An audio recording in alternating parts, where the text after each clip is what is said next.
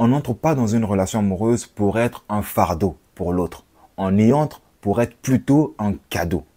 On n'entre pas dans une relation amoureuse pour être un fardeau pour l'autre. On y entre plutôt pour être un cadeau.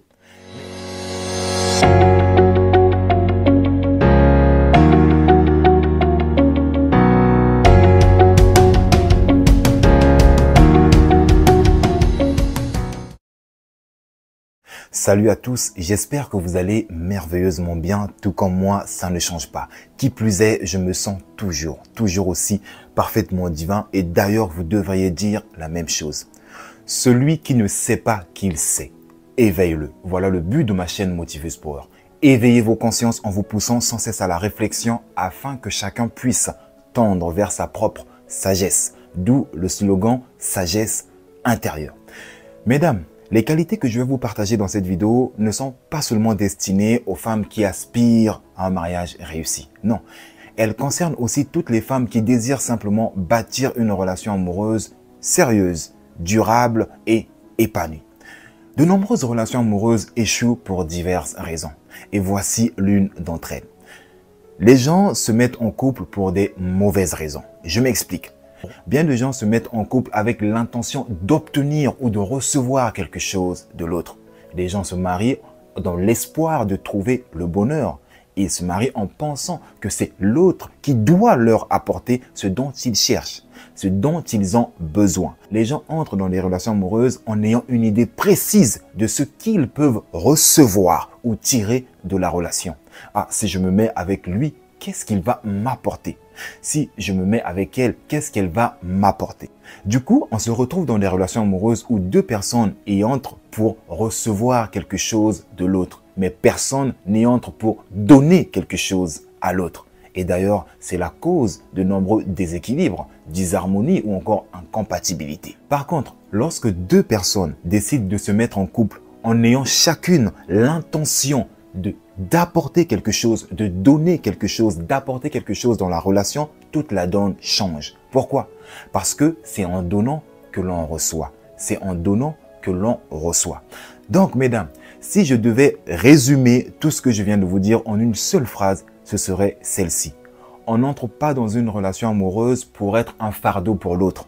On y entre plutôt pour être un cadeau. Je vais le répéter.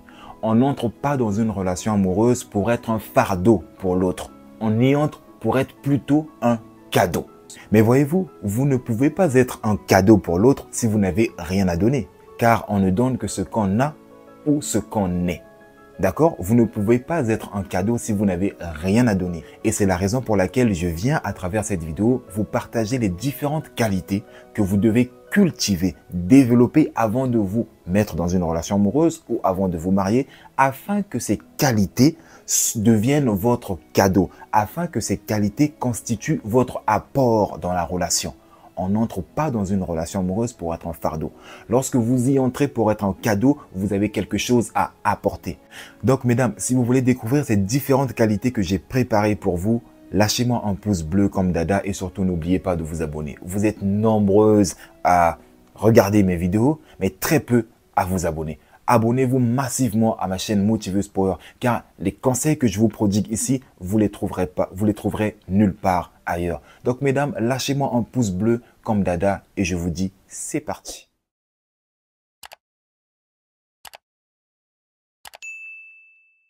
Première qualité à développer, soyez une femme exceptionnelle. Que veut dire être une femme exceptionnelle? Mesdames, vous devez avant tout comprendre que tous les êtres humains, sans exception, sont des êtres exceptionnels. Nous sommes tous exceptionnels par nature. Mais voyez-vous, le problème est que nous vivons dans des sociétés où, devrais-je dire, nous avons bâti des sociétés dans lesquelles le conformisme est devenu la norme. La particularité ou encore la singularité ou la personnalité a fait place à la conformité. D'ailleurs, j'ai fait une vidéo très intéressante qui parle du conformisme mondain qui s'intitule « Ne vous conformez pas au siècle présent ». Je vous invite à regarder cette vidéo qui est très intéressante. Et je vous mettrai le lien dans la description et il apparaîtra aussi quelque part par là. Donc, revenons à nos moutons. Le conformisme a fait perdre à bien de femmes leur particularité, leur singularité, encore leur personnalité. Du coup, nous avons l'impression que toutes les femmes, ou presque toutes, se ressemblent. Mais mesdames, écoutez, lorsqu'un homme décide de se marier ou décide de bâtir une relation sérieuse, il ne va pas choisir une femme qui ressemble à toutes les femmes. Ah non, il ne va pas choisir une femme qui manque de personnalité, qui manque de singularité. Non, il va plutôt choisir la perle rare. Et par perle rare, je veux dire une femme qui se démarque des autres femmes de par sa personnalité, de par sa singularité. Une femme qui n'a pas honte d'être elle-même. Une femme qui n'a pas honte d'exprimer sa nature singulière. Vous savez, dans la vie, il vaut mieux être vrai que fake. Je m'explique. Lorsque vous êtes vrai, c'est-à-dire lorsque vous êtes vous-même, sans filtre, vous n'avez rien à cacher. Votre originalité, votre particularité ou encore votre singularité vous apporte une certaine sérénité, une certaine paix intérieure. Donc, vous vivez sans tension. Est-ce que vous comprenez? Parce que vous êtes vous-même. Vous ne cherchez pas à être quelqu'un d'autre. Par contre, lorsque vous êtes fake, c'est-à-dire que lorsque vous faites semblant d'être quelqu'un que vous n'êtes pas, ou lorsque vous vivez une vie par procuration, lorsque vous vivez la vie de quelqu'un d'autre, d'accord? Lorsque vous vous faites passer pour quelqu'un que vous n'êtes pas, vous vivez sous tension. Vous vivez sous tension. Vous êtes dans un profond mal-être que vous essayez de dissimuler par tous les moyens possibles. Et le pire dans tout ça, c'est que si vous êtes en couple, vous commencerez à redouter à chaque instant le moment où votre masque tombera. Mais ça, c'est pas une vie. Ça, c'est de l'auto-torture. Ce n'est pas une vie. Arrêtez d'être quelqu'un que vous n'êtes pas, comme j'ai toujours l'habitude de le dire. Ne cherchez plus à être quelqu'un d'autre, car tout le monde est déjà pris. La seule personne qui vous reste à être, c'est vous. Soyez vous-même. Soyez vous-même. Lorsque vous êtes vous-même, les gens qui vous aimeront pour ce que vous êtes s'approcheront de vous. Par contre, les gens qui n'aimeront pas votre personnalité, votre particularité, s'éloigneront de vous. Soyez vous-même. Devenez une femme exceptionnelle. La deuxième qualité à développer est celle-ci, la sagesse. J'aime bien ce proverbe qui dit « Une femme sage bâtit sa maison ». Mais avant de bâtir sa maison, il faut d'abord chercher à savoir c'est quoi une femme sage. Et pour savoir ce qu'est une femme sage, nous devons d'abord définir ce qu'est la sagesse. Alors, qu'est-ce que la sagesse? La sagesse, c'est de la connaissance appliquée. La sagesse, c'est de la connaissance appliquée. Ce qui revient à dire que si vous voulez devenir une femme sage, vous devez appliquer ce que vous savez. Vous devez appliquer ce que vous avez appris. En d'autres termes, pour devenir une femme sage, vous devez transformer des concepts en expériences. Vous devez appliquer ce que vous savez de façon conceptuelle. Maintenant, mesdames, j'ai quelques questions à vous poser. Qu'avez-vous appris de la relation de vos parents? Que faites-vous des conseils ou des enseignements que vos parents vous ont prodigués? Qu'avez-vous appris de vos précédentes relations? Est-ce que vous appliquez les leçons que vous avez apprises de vos précédentes relations? Que faites-vous de ce que vous savez? Que faites-vous de ce que vous avez appris? Que faites-vous de ce que la vie vous a appris? Pour devenir une femme sage, n'oubliez pas, vous devez transformer des concepts, c'est-à-dire ce que vous savez de façon conceptuelle en expérience, c'est-à-dire les mettre en pratique. Que faites-vous des précieux conseils de Motiveuse Power sur sa chaîne TikTok? D'ailleurs, si vous n'êtes pas encore abonné à ma chaîne TikTok, je vous encourage à aller vite vous abonner parce que vous ratez des pépites. Là-bas, vous trouverez de précieux conseils qui vous aideront dans votre vie.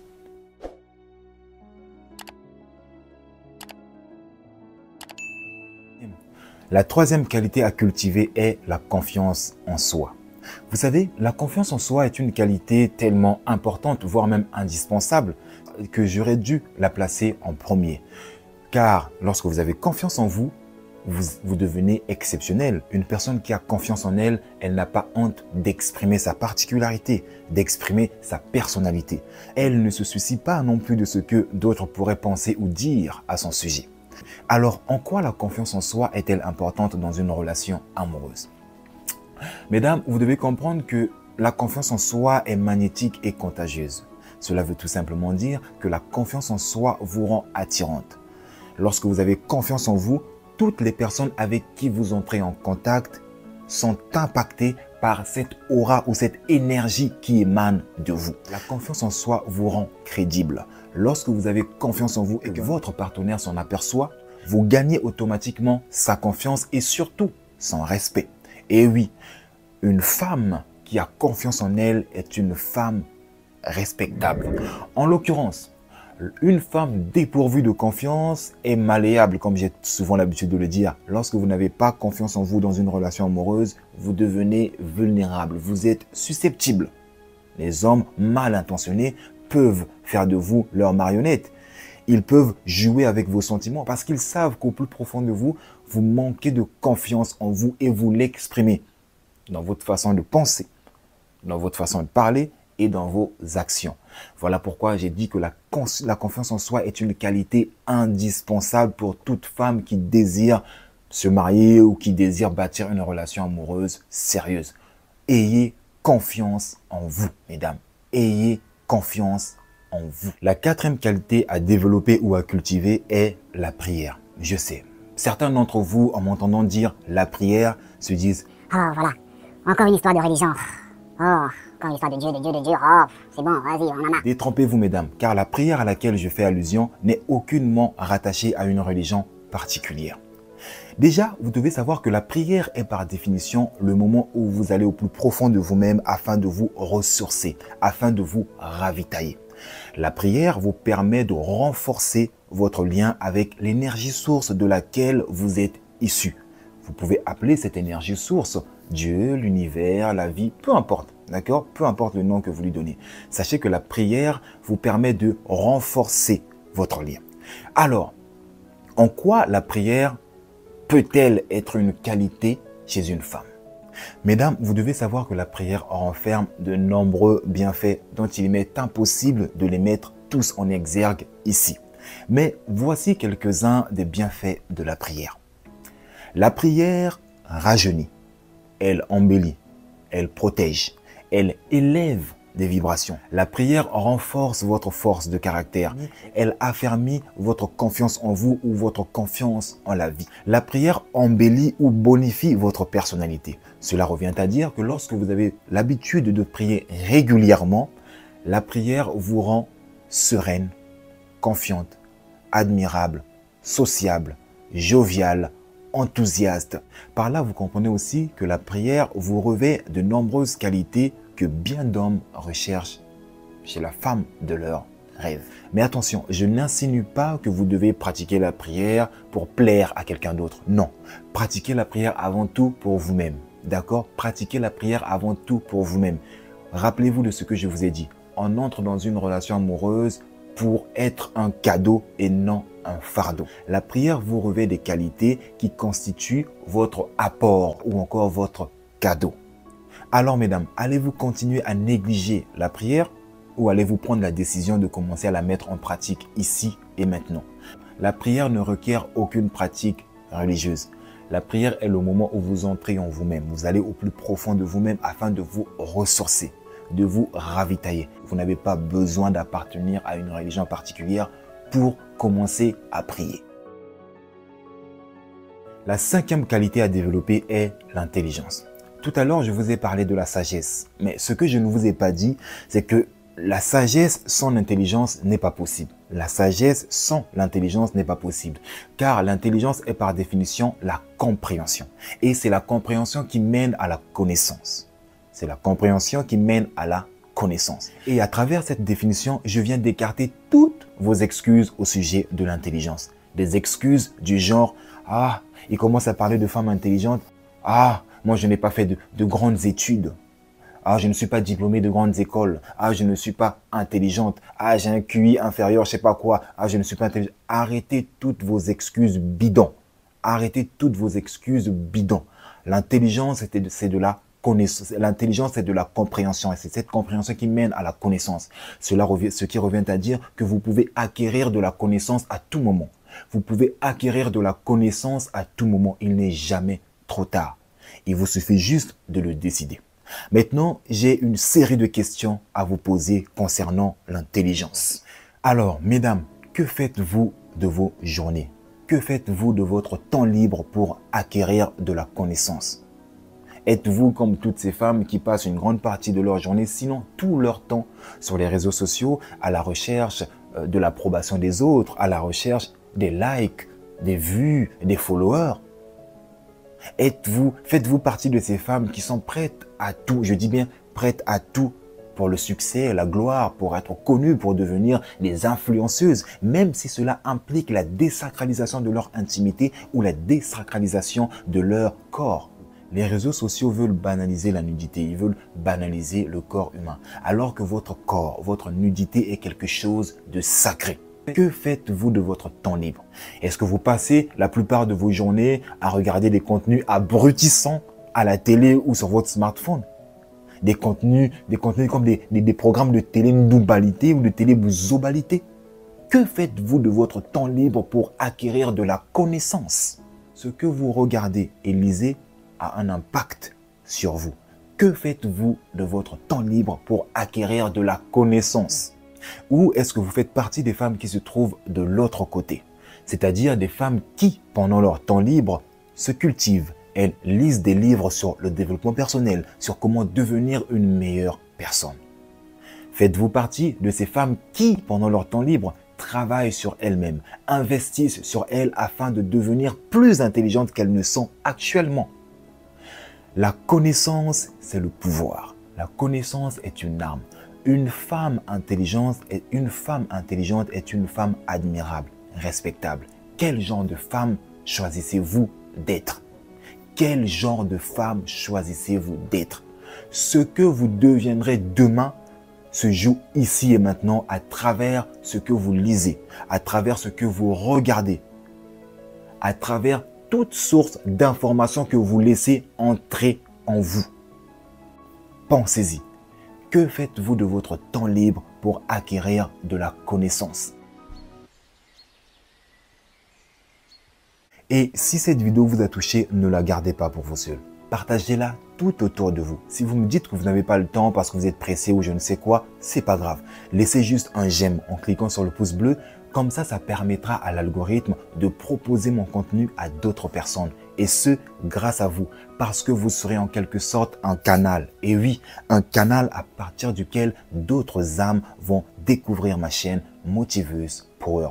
Et pour cela, sachez que je vous suis infiniment reconnaissant. D'ailleurs, n'oubliez pas de vous abonner pour plus de contenu impactant, motivant, inspirant et qui vous aide à devenir qui et ce que vous choisissez d'être chaque jour de votre vie afin d'actualiser le meilleur de vous-même. Et quant à moi, je vous dis à la prochaine vidéo et que Dieu vous bénisse. Ciao, ciao, ciao. Tu viens mon Didou? Viens. Allez, viens. Allez, viens.